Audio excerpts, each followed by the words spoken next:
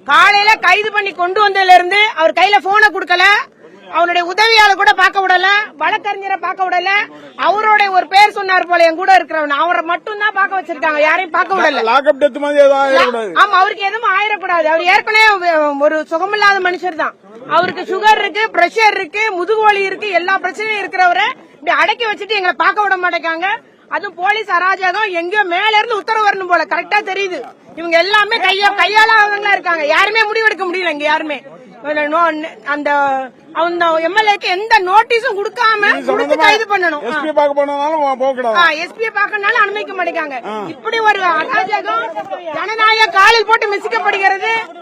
அதனால இது வன்மையா கண்டிக்கிறோம். மக்கள் தெரிஞ்சுக்கணும் எந்த அளவுக்கு ஆடுறாங்க இந்த ஆளுங்கட்சிக்காரங்கன்றத மக்கள் தெரிஞ்சுக்கணும். கோயில்பட்டில பொதுக்கூட்டம் பேசினாரு. இதே இன்னைக்கு மந்திரியா இருக்கிற யாதவ் அர்ஜுனா பேசினாரு. முட்டாள் முதலமைச்சர் எங்க முதலமைச்சர் சொன்னாரு.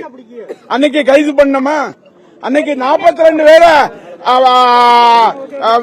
இதாகி போய் இறந்து போன ஓடி வந்து திருச்சி விமானத்தில் ஏறினாங்க. அன்னைக்கு கைது பண்ணமா. அதிகபட்சமானா 4 மாசம் இந்த ஆட்சி இருக்கும். அதுவரையும் தான் இந்த காவல்துறை ஆட முடியும். என்ன இடுப்பு பிடிச்சு இழுக்கிறாருன்னா அந்த காவல்துறை அவர் தான் என்னைய வந்து எம்எல்ஏ பதவி ராஜினாமா பண்ணுங்க, உங்களை வந்து நான் வந்து தாவாக்காவில் சேர்த்து எல்லாம் செய்யறேன்னு சொன்ன டிஎஸ்பி தான் இப்ப வந்து என்னை இடுப்பை பிடிச்சு இழுத்தது. அவரை பகிரங்கமா நான் கவர்னர் விசாரணை வரும்போது பகிரங்கமாக சொல்லுவேன். ஏன்னா அந்த டிஎஸ்பி தான். இன்னைக்கு குறிப்பா சொல்ல போனா என்னென்னலாம் நடந்துச்சு. 13 பேரை சுட்டு கொன்னாங்க. அந்த இல்ல அந்த வகையில இன்னைக்கு காவல்துறை அத்துமீறி வழக்கு போடல. பாலியல் வழக்கு இருக்கு, இன்ன வரைக்கும் வழக்கு போடல, அவரை விசாரிக்கல, ஒண்ணுமே பண்ணல. அப்ப அவங்களுக்கு வந்தா ரத்தம், எங்களுக்கு வந்தா தக்காளி சட்னியா? தாவக்கான ஒண்ணும் செய்ய மாட்டாங்க. திமுக உடனே அரசு அடக்குமுறை, எங்களை முதல்ல அரெஸ்ட் பண்றேன்றாங்க. இன்னைக்கு எங்களை அரெஸ்ட் பண்றேன்னு சொல்லிட்டு இருக்காங்க இந்த காவல்துறை. போலீஸ் அராஜகம் ஒழிக,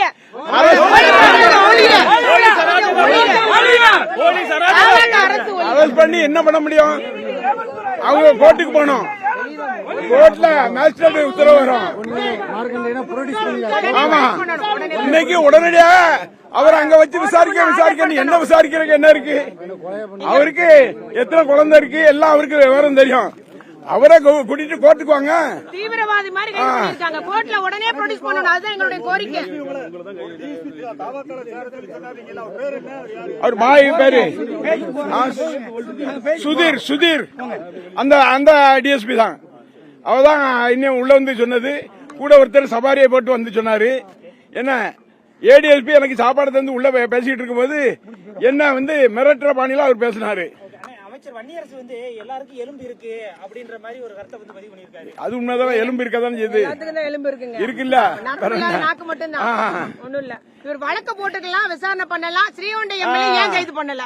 நேத்து வந்து இந்த தூத்துக்குடியில தாவாக்க நிர்வாகிகள் அந்த பொருட்காட்சி அடிச்சு நொறுக்கிறாங்க, ஏன் கைது பண்ணல? அப்ப எங்களுக்கு மட்டும் ஒரு விதி, இவங்களுக்கு ஒரு விதின்னு இருக்குதா? சட்டம் இருக்குதா? எல்லாத்துக்கும் ஒரே சட்டம் தான், அரசியலமைப்பு சட்டம். வழக்கு மன்றத்தை அவர் வழக்கு மன்றத்துக்கு கொண்டு வரட்டும். அங்க வழக்கு மன்றத்துல நீதிபதி என்ன தீர்ப்பு சொல்றாருன்னு பாப்போம். காத்திருக்க போறோம். எவ்வளவு நேரம் எடுக்காங்கன்னு பாப்போம், எவ்வளவு நேரம் அவரை மிரட்டுறாங்கன்னு பாப்போம்.